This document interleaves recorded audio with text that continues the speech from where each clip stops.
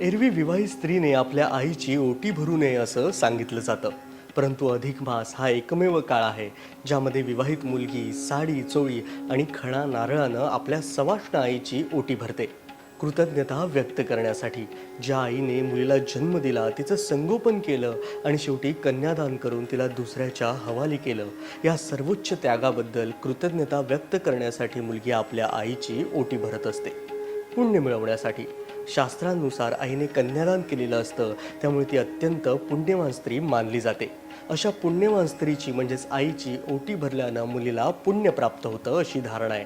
भावनात्मक नातं. आईनं लहानपणापासून आपल्यासाठी किती त्याग केलाय, रात्रभर जागून सांभाळलं, स्वतःच्या इच्छा बाजूला ठेवून आपलं आयुष्य घडवलं, आपल्याला एक परिपूर्ण व्यक्ती बनवलं. त्या आईला तू माझ्यासाठी खूप महत्त्वाची आहेस हे फक्त शब्दांनी नाही तर संस्कारांनी सांगण्याचा दिवस म्हणजेच अधिक मासातील ही ओटी भरणे.